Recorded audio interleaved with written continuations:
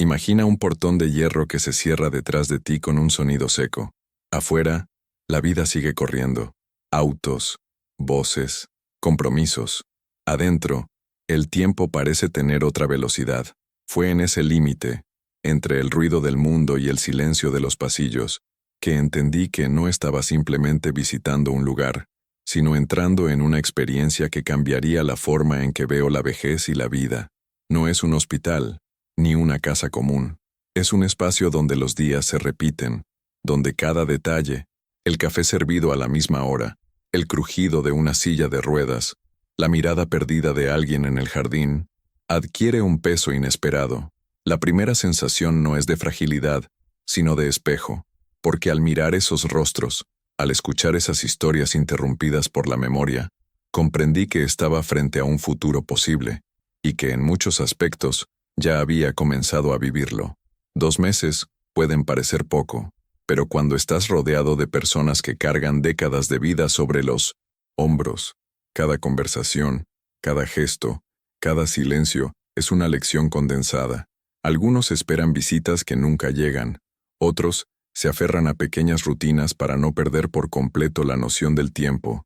Yo, a mis 78 años, entré pensando que sería solo una pausa, pero descubrí que estaba siendo obligado a reflexionar sobre todo aquello que ignoré mientras los días pasaban afuera. Y es aquí donde la reflexión comienza también para ti. Si la vida se midiera por el tamaño de tu prisa, o por cuánto te distraes para no enfrentar el espejo del futuro, ¿cómo sería tu cuenta hoy? Antes de continuar, haz algo rápido. Revisa si ya estás suscrito al canal. Eso asegura que no te pierdas las próximas partes de esta historia. Y quiero tu interacción. Comenta vida si crees que lo más importante es aprovechar cada momento presente, o comenta tiempo si piensas que lo que realmente pesa es lo que dejamos escapar. Las primeras conversaciones en el asilo parecían comunes. Preguntas simples. ¿De dónde vienes? ¿Cuántos hijos tienes? ¿Qué hacías antes de llegar aquí? Pero en pocos minutos, algo llamaba la atención. Las historias siempre tenían cortes bruscos, pausas demasiado largas, como si la memoria jugara en contra. Una señora empezaba a hablar de su matrimonio, y de repente, olvidaba el nombre de su marido. Un hombre relataba con entusiasmo su juventud, pero se detenía en medio de la frase, mirando fijamente a la nada, intentando rescatar una palabra que no volvía. Esos momentos tenían un peso distinto. No era solo olvido, era como si el tiempo hubiera robado capítulos enteros de sus vidas. Y, al observar, percibía el impacto silencioso de la fragilidad mental. No es el dolor físico lo que más asusta, es la sensación de perder pedazos de uno mismo. La memoria no es solo recuerdo, es identidad. Cuando falla, no es solo la historia la que se interrumpe, es la persona entera la que se fragmenta frente a los ojos de quien escucha. Eso me hizo reflexionar de forma dolorosa, pero necesaria. ¿Cuántas veces en la prisa de la vida tratamos la memoria como algo garantizado? Olvidamos que necesita ser cuidada, alimentada con buenos hábitos, protegida de excesos, estimulada con desafíos. Vi de cerca el precio de no darle valor. Algunos residentes aún luchaban por mantener pequeñas islas de lucidez, repitiendo las mismas anécdotas para no perderlas del todo. Otros ya se habían rendido al olvido, viviendo en un presente eterno, donde cada día era igual al anterior. Y estaba también el impacto sobre quienes escuchaban. Era imposible no conmoverse al ver a un hijo oyendo a su propio padre olvidar su nombre. Esa escena no necesita palabras para herir profundamente. Allí, en medio de tantas historias interrumpidas, entendí que la memoria es el hilo invisible que mantiene vivas nuestras relaciones. Cuando se rompe, los vínculos se vuelven frágiles y la soledad se instala, incluso rodeado de personas. Si estás escuchando esto ahora, valora cada recuerdo que aún puedes crear. Estimula tu mente, cuida el cuerpo que protege tu cerebro y sobre todo, registra tu historia, en conversaciones, en gestos, en vínculos que no se borran. Porque un día, quizás, solo quede el silencio donde había palabras. Si este tema ya te hizo pensar en alguien que conoces o incluso en ti mismo, aprovecha este momento para darle like al video.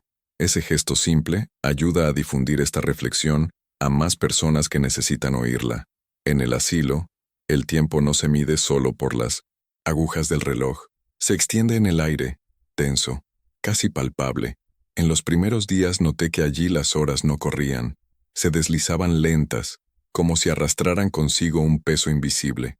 La mañana empezaba temprano, pero parecía tardar una eternidad en llegar la comida. Las tardes entonces eran aún más largas. No había prisa, no había compromisos que marcaran el ritmo, solo la repetición de pequeños rituales. Un té servido a las 4, una novela a la misma hora, una caminata corta en el jardín. Esa desaceleración es al mismo tiempo calmante y perturbadora. Calmante porque enseña que la vida puede vivirse en pasos más pequeños, que no necesitamos correr detrás de todo. Perturbadora porque revela cuánto dependemos de la prisa para sentir que estamos vivos. Aquí afuera nos quejamos de falta de tiempo. Allí adentro, sobra tiempo. Es un contraste brutal. Mientras unos imploran por minutos extra en el día, otros tienen horas vacías que parecen no terminar nunca. Y en esas horas que se arrastran, entendí cómo los pequeños gestos adquieren un valor desproporcionado. La visita rápida de un pariente no dura más de 20 minutos, pero para quien espera, se repite mentalmente durante días. El sonido del timbre anunciando a alguien de afuera puede iluminar una semana entera. Incluso una breve conversación con un cuidador se transforma en combustible emocional para enfrentar otra tarde igual a la anterior. Pero no es solo el tiempo en sí lo que pesa, es la percepción de él. Cuando sientes que aún tienes mucho por delante, cada minuto perdido parece insignificante. Pero cuando sabes que los años restantes caben en una cuenta corta, cada minuto se vuelve demasiado valioso para desperdiciarlo. Fue desde esa perspectiva que aprendí. El problema no es que el tiempo sea lento, sino que solo lo valoramos cuando ya es tarde. Al observar las largas tardes del asilo, comprendí que la verdadera riqueza no está en tener tiempo, sino en saber qué hacer con él. Porque el reloj, dentro o fuera de esos muros, siempre sigue marcando. La diferencia es cómo elegimos llenar los espacios entre los segundos. A lo largo de esos 2 meses en el asilo, entendí cómo cuerpo, mente y vínculos caminan juntos.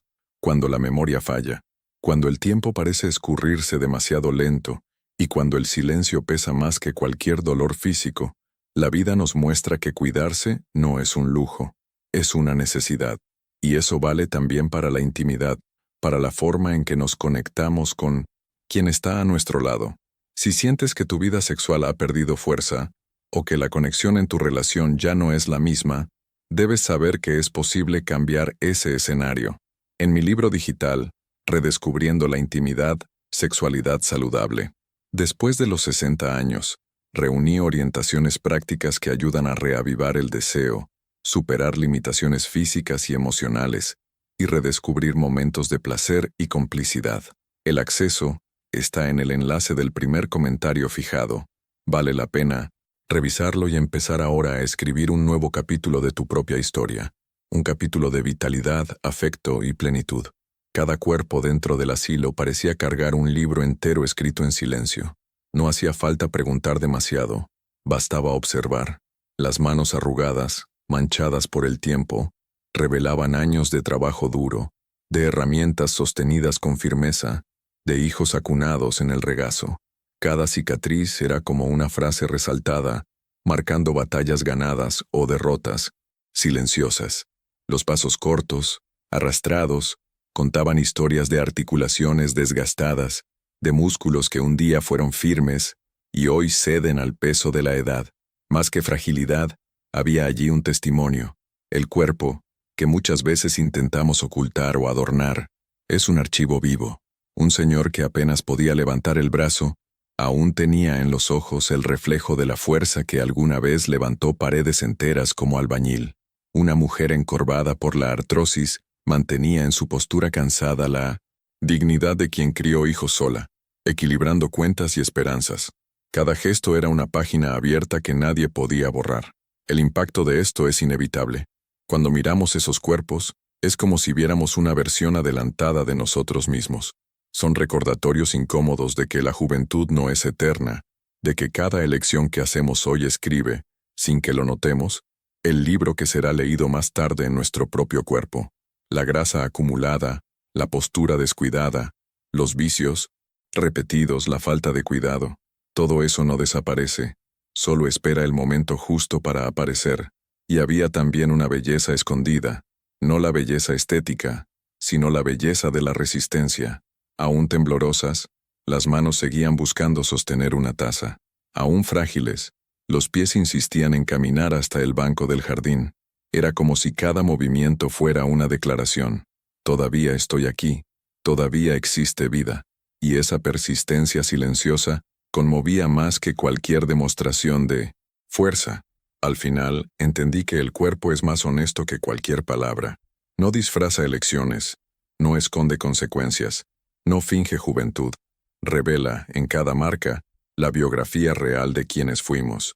Y la gran pregunta es, cuando llegue el momento de abrir tu libro, ¿qué historia habrás dejado impresa en tu piel, en tus huesos y en tu andar? Estar en el asilo me mostró una verdad dura. La soledad no es falta de gente alrededor, es falta de pertenencia. Los pasillos estaban llenos. Había enfermeros, cuidadores, otros residentes, pero muchos de los que estaban allí parecían vivir dentro de una burbuja invisible, aislados en sí mismos. Podías verlo en los ojos, miradas que ya no buscaban a nadie, que vagaban sin rumbo, como si se hubieran acostumbrado a no ser escuchados.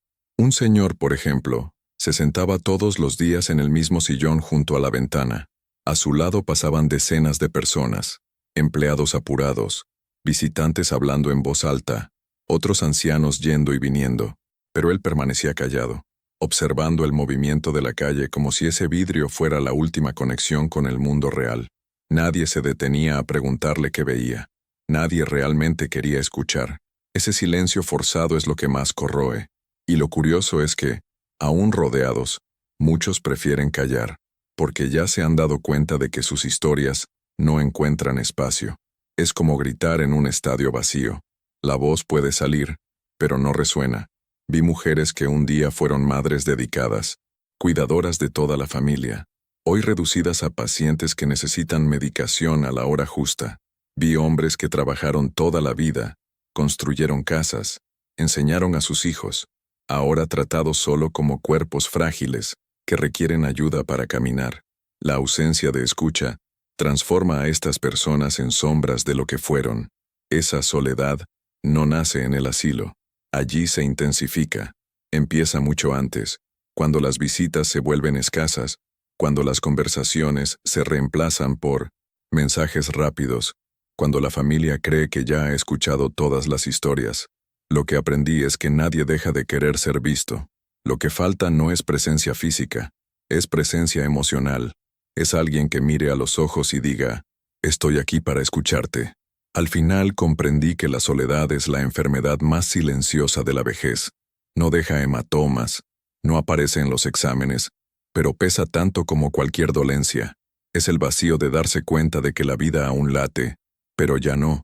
Encuentra resonancia en el corazón de nadie. En el asilo, comencé a notar algo que rara vez valoramos en el día a día, la fuerza invisible de los pequeños gestos. Es fácil pensar que cuidar de alguien significa solo medicinas a tiempo, baños administrados con paciencia, comidas servidas con disciplina, pero lo que realmente sostenía la vida allí no estaba escrito en ninguna prescripción médica. Estaba en los detalles que parecían casi imperceptibles. Recuerdo a una cuidadora que, todas las mañanas al servir el café, se tomaba el tiempo de tocar suavemente el hombro de cada anciano. Era un gesto rápido, casi automático, pero los rostros se iluminaban como si ese toque fuera la prueba de que aún existían para alguien. Vi también a un enfermero que, en lugar de simplemente entregar comprimidos, se inclinaba, sonreía y preguntaba, ¿durmió bien hoy? No cambiaba el efecto del medicamento, pero transformaba por completo el efecto de la mañana. Esas actitudes me hicieron entender que la dignidad no está solo en sobrevivir, sino en sentirse reconocido. Muchos residentes pasaban días enteros sin visitas, sin escuchar su propio nombre pronunciado con cariño. Para ellos, lo que realmente marcaba la diferencia no era la puntualidad del almuerzo, sino la manera en que el plato era puesto en la mesa. Era la mirada atenta, la escucha paciente, el cuidado que parecía decir, Todavía importas. Y había momentos inesperados. Una señora que lloraba en silencio en el pasillo se calmaba, solo cuando alguien le ofrecía un pañuelo junto con una sonrisa. Un hombre que ya no tenía fuerzas para caminar, solo se erguía con más firmeza cuando sentía que alguien lo animaba, paso a paso, como si dijera, confío en ti. Pequeñas chispas de humanidad que encendían esperanza en medio de la rutina repetitiva. Lo más impresionante era ver cómo esos gestos no requerían nada más que presencia verdadera. No costaban dinero, no dependían de tecnología, no necesitaban grandes discursos.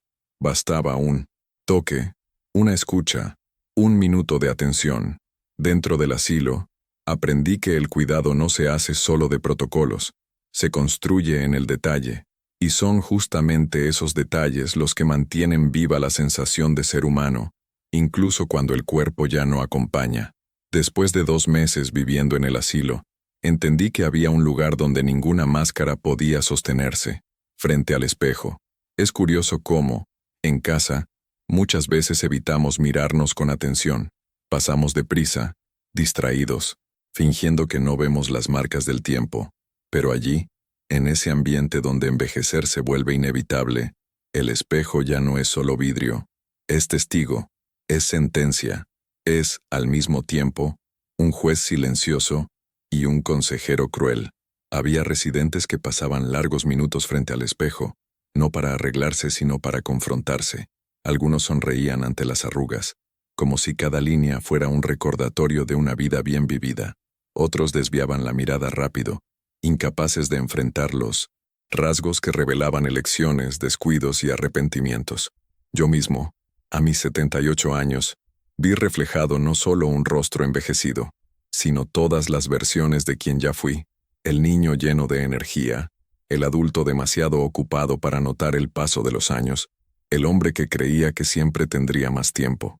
El espejo no miente, muestra lo que el cuerpo carga, hábitos cultivados, vicios mantenidos, descuidos acumulados, pero, más que eso, revela la urgencia de vivir ahora, de cuidar ahora, de amar ahora, porque cuando te das cuenta de que los años se han vuelto cortos, entiendes que cada día es una elección entre simplemente esperar o seguir escribiendo nuevos capítulos. Fue allí donde comprendí que envejecer no es solo perder juventud, sino ganar conciencia, y que la mayor tragedia no es llegar a la vejez, es llegar vacío, sin historias que valgan la pena ser recordadas. La pregunta que resuena frente al espejo es simple y devastadora. ¿Qué dejarás reflejado cuando el tiempo ya no permita ocultar nada? Si esta reflexión resonó contigo, quiero invitarte a que te suscribas al canal. Aquí compartimos historias y aprendizajes que pueden transformar la manera en que ves tu propia vida. Aprovecha también para darle like a este video. Eso ayuda a que este mensaje llegue a más personas. Y cuando termines, no te detengas aquí. Mira otros videos del canal, porque cada uno de ellos trae una nueva perspectiva para enriquecer tu camino. Gracias por haberte quedado hasta el final. Me despido aquí, pero nos vemos en el próximo video.